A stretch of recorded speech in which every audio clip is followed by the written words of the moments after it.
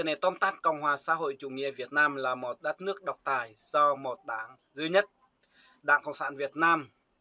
thống trị dưới sự lãnh đạo của Tổng Bí thư Nguyễn Phú Trọng, Thủ tướng Nguyễn Tấn Dũng và Chủ tịch nước Trương Tấn Sang. Cuộc bầu cử Quốc hội gần đây nhất tổ chức năm 2011 đã diễn ra một cách không tự do và không công bằng. Chính quyền vẫn duy trì kiểm soát có hiệu quả đối với các lực lượng an ninh. Các lực lượng an ninh đã vi phạm nhân quyền. Ở San Depo làm xa lại chi mừng đài Nhật Bản sứ quán Tổng lãnh sự quán Hoa Kỳ tại Việt Nam. San Depo nục na Cộng sản Việt Nam nhu vi phạm tôn giáo và nhân quyền mừng thuần sa bầu pantu mừng tua bầu plot lau le yang tay. San có làng bẻ lọt như chi từ vụ này. Nhưng vấn đề quyền con người nổi bật nhất trong nước vẫn là sự hạn chế nghiêm ngặt của chính quyền đối với quyền chính trị của công dân, đặc biệt là quyền của công dân trong việc thay đổi chính quyền của mình, tăng cường các biện pháp hạn chế quyền tự do dân sự của công dân và sự tham nhũng trong hệ thống tòa án và cảnh sát. Tôi xin tiếp bộ nên sẽ cái con na Cộng sản Việt Nam nên bộ nhiều về vi phạm quyền con người nổi bật nhất như này trong nước vẫn là sự hạn chế nghiêm ngặt của chính quyền đối với quyền chính trị của công dân. Nó như lại sẽ như là công an nhân dân, nhà nước của nhân dân, nhưng trong đó nhiều bạn xây dựng đảng và nhà nước, bây giờ đâu có xây dựng cho nhiều bạn cho nhân dân, cho bà con một mộ thì cũng như chi này. Nhưng vi phạm quyền con người cụ thể bao gồm cả việc công an tiếp tục ngược đãi nghi can trong quá trình bắt giữ và tạm giam, kể cả việc sử dụng vũ lực làm chết người, cũng như các điều kiện khác khổ của trại giam, bắt giữ người và giam cầm tùy tiện vì các hoạt động chính trị và từ chối quyền được xét xử nhanh chóng và công bằng, ảnh hưởng chính trị, nạn tham nhũng, cố hữu và sự kém hiệu quả tiếp tục bóp méo hệ thống tư pháp một cách đáng kể. Đấy bố mà sân con na không sàn này như bia nên giam giữ nơi nên sẽ như bia nên kể cả việc sử dụng vũ lực như bia nên làm chết người, cũng như các điều kiện khắc khổ của trại giam, bắt giữ người và giam cầm tùy tiện. Bố mà này hình như giam cầm nhiều đấy, này như hình như áp dụng bộ luật 331 về như về lợi dụng nhân chủ và nhân quyền. Bây giờ mỗi công dân như bia có quyền như bia lên tiếng, có quyền biểu tình, có quyền như bia phản đối. Bởi vì dân chủ, dân làm chủ, nhà nước quản lý, nhưng mà nước quản lý mỗi chỗ quản lý chỗ trong thể quản lý kinh chỗ lắm mà nó sẽ bổ cái con na không san ngạ này nên bây giờ đại sứ quán, lãnh sự quán tại Việt Nam nhiều ghi nhận như về quyền tự do báo chí và tràn áp những người bất đồng quan điểm, ngày càng hạn chế quyền tự do sử dụng internet. Mà họ làm vi phạm trang mạng sẽ câu po như là vi phạm trang mạng, nhưng mà nghiêm trọng phạt từ 10 triệu cho đến 20 triệu, còn chưa tính 10 đến 20 triệu còn như về nên truy cứu nè. Như vậy tiếp bộ như trang mạng là người ta chia sẻ quan niệm, chia sẻ tất cả mọi điều sai phạm pháp luật. Này hình của na Cộng sản Việt Nam như vậy lợi dụng chức vụ và quyền hạn sẽ xin lưu bình nhưỡng như lại nó xin lại chức vụ này hình sẽ xin bằng cấp tiến sĩ, giáo sư, tiến sĩ như là toàn là bằng cấp giả. Tại sao lại như thương binh giá? Tại sao lại y tế giá? Sẽ xí tế bộ nên nguyên bộ chủ tịch Hà Nội Chu Ngọc Anh và Nguyễn Thanh Long, nguyên bộ y tế nâng ra có tách như vậy tách Covid lên chuyến bay giải cứu về nhân đạo về Covid mà anh em như bà con người dân đang mắc kẹt các nước như Indonesia, Malaysia, Nhật Bản, Nga, nhục khắp mọi miền trên thế giới, nhu lợi dụng chức vụ và quyền hạn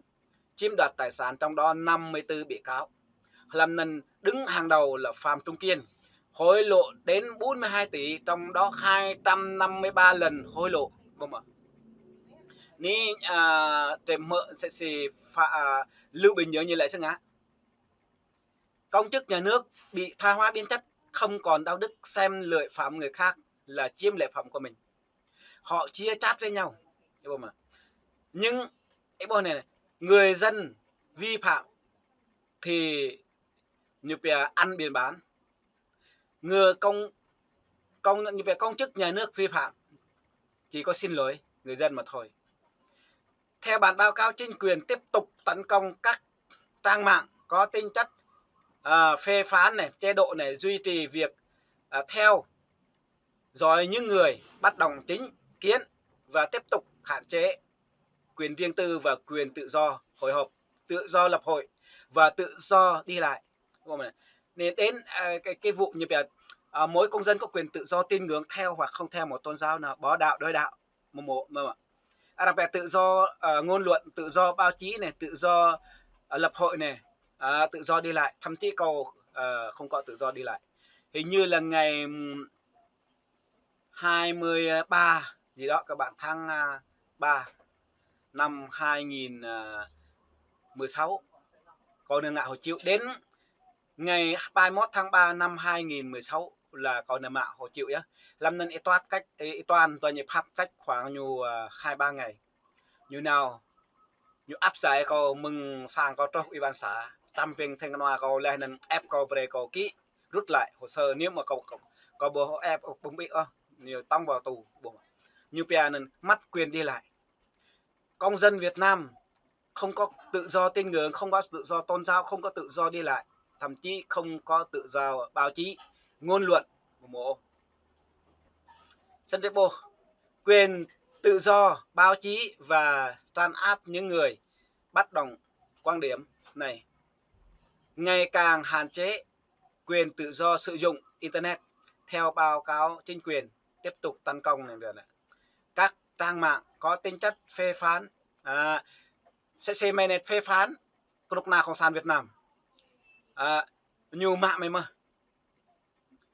chế độ phê phán chế độ với chế độ Cộng sản Việt Nam, chế độ đặc tài nên tao này như chi thế này như chi thế này. Cộng hòa xã hội chủ nghĩa Việt Nam là một đất nước độc tài do một đảng duy nhất, Đảng Cộng sản Việt Nam. Đảng Cộng sản Việt Nam thống trị dưới sự lãnh đạo của Tổng Bí thư Nguyễn Phú Trọng,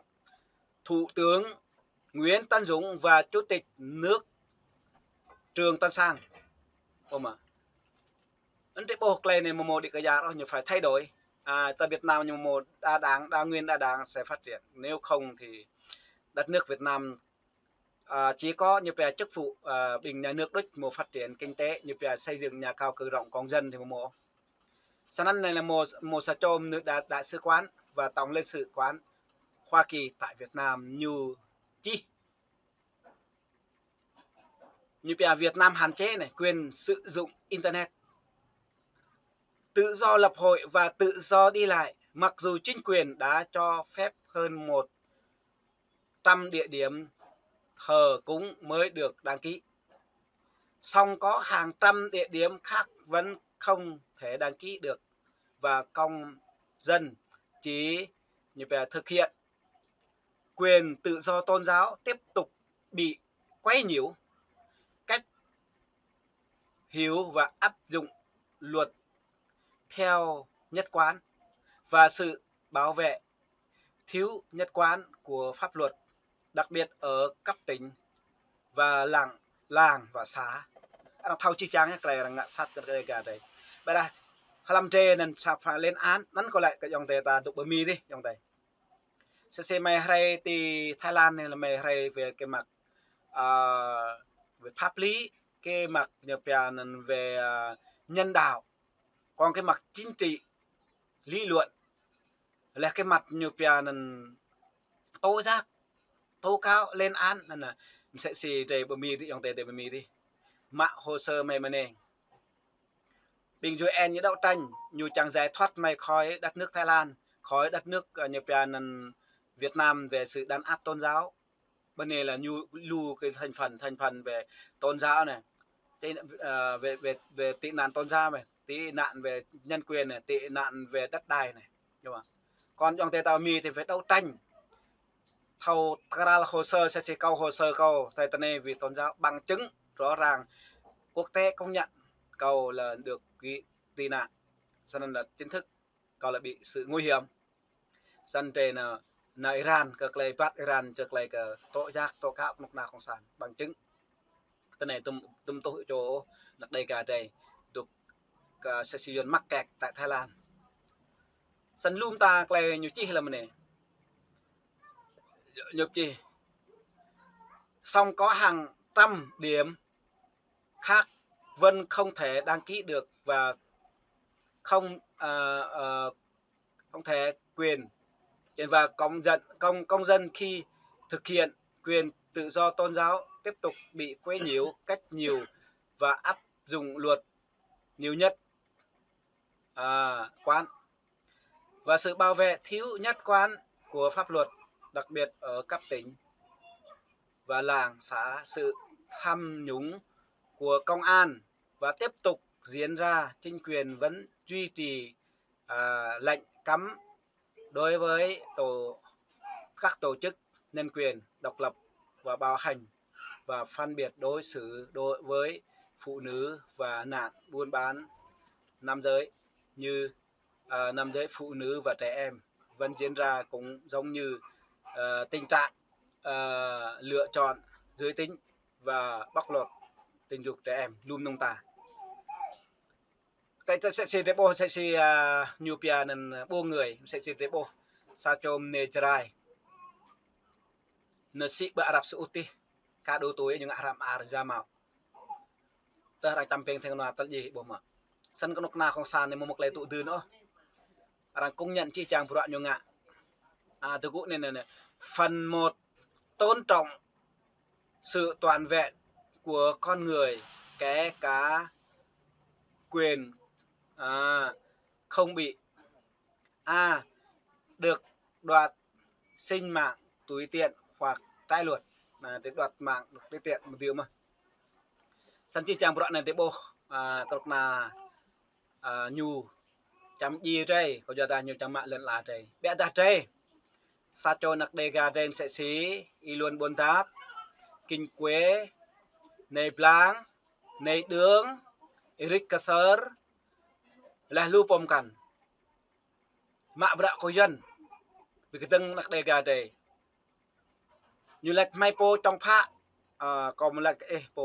mai một trong phá nhu trong phá phá hoại chính sách đoàn kết dân tộc như bây giờ Tây Nguyên nặc đề gà đây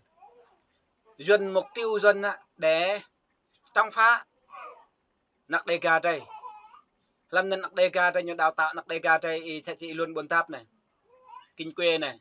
nê plang này sani này là bên này đường này rickeser này là trong phá nặc đề gà đây sân đề bộ như bộ thấu Việt Nam vi phạm tôn giáo và nhân quyền Sarate nên rằng lia có nhu rằng lại nhiều mày mồ ngão này em sẽ xì cái bộ này em sẽ xì thu Ivan là mạ bạ làm tình Tây Nguyên là này thông mạ bạ làm tình Tây Nguyên kẹ kề làm pro tính mày mồ ngão mày còn nhiều đôi nên cái bộ Santa lên là một chỗ ở bên trong bên đây